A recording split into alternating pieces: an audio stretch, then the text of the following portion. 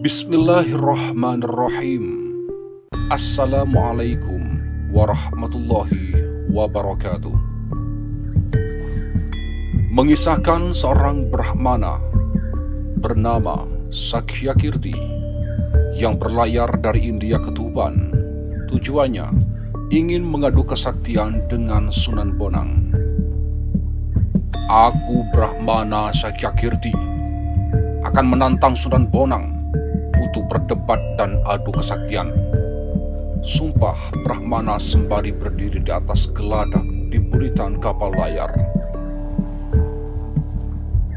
Jika dia kalah, maka akan aku tebas batang lehernya. Jika dia yang menang, aku akan bertekuk lutut untuk mencium telapak kakinya.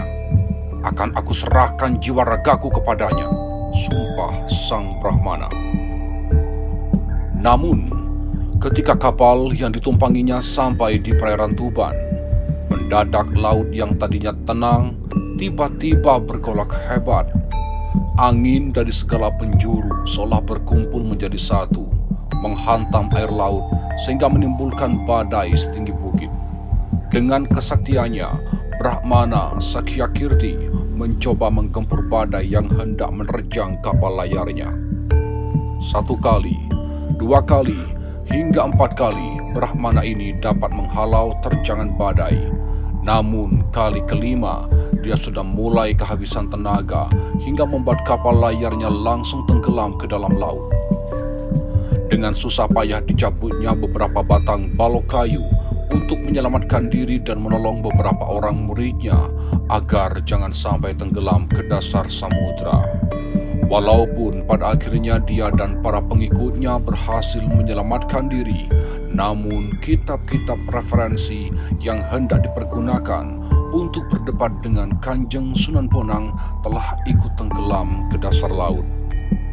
Meski demikian, niatnya untuk mengadu ilmu dengan Sunan Bonang tak pernah surut. Dia dan murid-muridnya telah terdampar di tepi pantai yang tak pernah dikenalnya. Dia bingung harus kemana untuk mencari Kanjeng Sunan Bonang. Pada saat hampir dalam keputusan, tiba-tiba di kejauhan dia melihat seorang laki-laki berjubah putih sedang berjalan sambil membawa tongkat. Dia dan murid-muridnya segera berlari, menghampiri dan menghentikan langkah orang itu. Lelaki berjubah putih itu menghentikan langkahnya dan menancapkan tongkatnya ke pasir. Kisanak, kami datang dari India, hendak mencari seorang bernama Sunan Bonang. Dapatkah Kisanak memberitahu di mana kami bisa bertemu dengannya? Tanya sang Brahmana. Untuk apa Tuan mencari Sunan Bonang? Tanya lelaki itu. Akan saya ajak berdebat tentang masalah keagamaan, jawab sang Brahmana. Tapi sayang, kitab-kitab yang saya bawa telah tenggelam ke dasar laut. Meski demikian, niat saya tak pernah padam. Masih ada beberapa hal yang dapat saya ingat sebagai bahan perdebatan, kata sang Brahmana. Tanpa banyak bicara, lelaki berjubah putih itu mencabut tongkatnya. Mendadak saja tersembur air dari bekas tongkat tersebut dan air itu membawa keluar semua kitab yang dibawa sang Brahmana. Itukah kitab-kitab Tuan yang tenggelam ke dasar laut? Tanya lelaki itu. Sang Brahmana dan pengikutnya kemudian memeriksa kitab-kitab itu dan ternyata benar milik sang Brahmana. Berdebarlah hati sang Brahmana sembari menduga-duga siapakah sebenarnya lelaki berjubah putih itu. Sementara itu, para murid sang Brahmana yang kehausan sejak tadi segera saja meminum air jernih yang memancar itu. Brahmana Sakyakirti memandangnya dengan rasa khawatir. Jangan-jangan murid-muridnya itu akan segera mabuk karena meminum air di tepi laut yang pastilah banyak mengandung garam. Segar, aduh segarnya, segar sekali, seru murid-murid sang Brahmana. Brahmana Sakyakirti termenung, bagaimana mungkin air di tepi pantai terasa segar? Dia mencicipinya sedikit dan ternyata memang segar rasanya. Rasa herannya menjadi-jadi terlebih jika berpikir tentang kemampuan lelaki berjubah putih itu yang mampu menciptakan lubang air yang memancar dan mampu menghisap kitab-kitab yang tenggelam ke dasar laut. Sang Brahmana berpikir bahwa lelaki berjubah putih itu bukanlah lelaki sembarangan. Dia mengira bahwa lelaki itu telah mengeluarkan ilmu sihir. Akhirnya dia mengerahkan ilmunya untuk mendeteksi apakah semua itu benar hanya sihir. Namun setelah dikerahkan segala kemampuannya, ternyata bukan ilmu sihir, tapi kenyataan. 1000 Brahmana yang ada di India pun tak akan mampu melakukan hal itu, pikir Brahmana dalam hati. Dengan perasaan takut dan was-was, dia menatap wajah lelaki berjubah itu. Mungkinkah lelaki ini adalah Sunan Bonang yang termasyhur itu? Gumanya dalam hati. Akhirnya, sang Brahmana memberanikan diri untuk bertanya kepada lelaki itu. Apakah nama daerah tempat saya terdampar ini? Tanya Brahmana dengan hati yang berkebat-kebit. Tuan berada di pantai Tuban, jawab lelaki berjubah putih itu.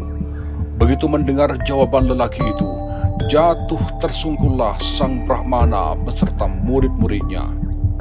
Mereka menjatuhkan diri berlutut di hadapan lelaki itu. Mereka sudah yakin sekali bahwa lelaki inilah yang bernama Sunan Bonang yang terkenal sampai ke negeri India itu. Bangunlah, bangunlah. Untuk apa kalian berlutut kepadaku? Bukankah sudah kalian ketahui dari kitab-kitab yang kalian pelajari bahwa sangat terlarang bersujud kepada sesama makhluk? Sujud hanya pantas dipersembahkan kepada Allah Subhanahu wa Ta'ala yang Maha Agung, kata lelaki berjubah putih itu yang tak lain memang benar Sunan Bonang. Ampunilah saya yang buta ini, tak melihat tingginya gunung di depan mata. Ampunkan saya, ujar sang Brahmana meminta dikasihani. Bukankah Tuan ingin berdebat denganku dan mengadu kesaktian? Tukas Sunan Bonang. Mana saya berani melawan Paduka? Tentulah ombak dan badai yang menyerang kapal kami juga ciptaan Paduka. Kesaktian Paduka tak terukur tingginya, ilmu Paduka tak terukur dalamnya, kata Brahmana Syakyakirti.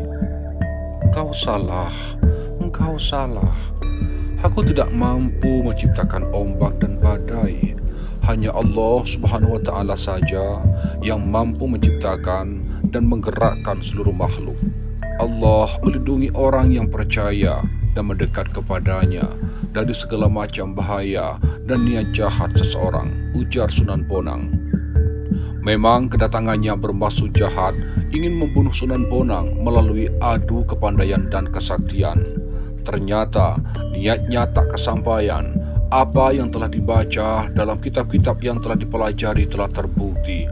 Setelah kejadian tersebut, akhirnya sang Brahmana dan murid-muridnya rela memeluk agama Islam atas kemauannya sendiri tanpa paksaan.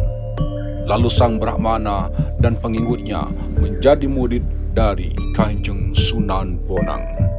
Terima kasih, semoga bermanfaat. Wassalamualaikum warahmatullahi wabarakatuh.